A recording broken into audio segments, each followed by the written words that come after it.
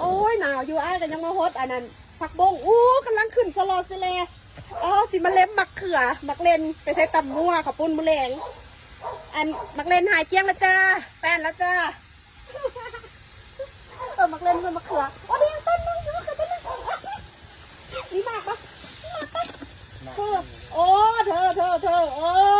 ใส่ตำมั่วอ้าละมีบักอีกบัก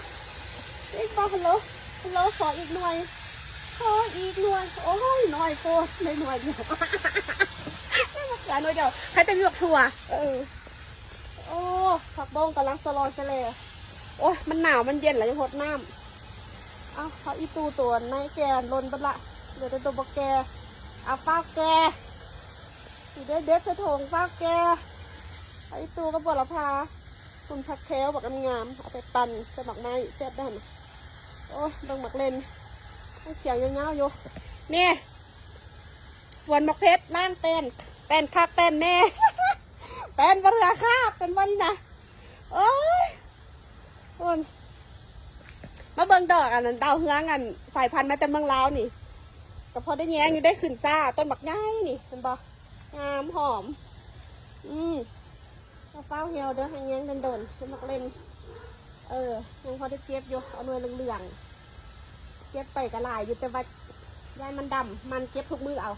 เมื่อไหร่มันดำมันหนาวแห้งมันดำแล้วก็มันเลี้ยวไปจบเหตุละเมื่อน่ะสิละสวีน้ำสวนอุ้ยเป็นแย้งอันแย้งหอมป้อมค่อยกันแล้วขึ้นน้ำงามได้แป้นไปแล้วได้นะกระถอกกระทานกับแป้นไปแล้วดิจักหน่อยเต้นนี่แล้วกู้อันนั้นออกเผื่อแต้นห่างมันไว้มันคอดปลอดภัยตอนลมมามันสิตีลังกาเป็นลังกาแวงนี่หอมป้อมกำลังงามนี่ใส่ปนใส่แจวหอมนี่ปะมันไว้หากมันใหญ่แล้วบัดวิดหนาวมันขึ้นมาอีกมันขดต้นใหญ่นี่มันงออยู่ส่วนแบบนี้แหละเลิศนู่นเป็นคักเป็นนี่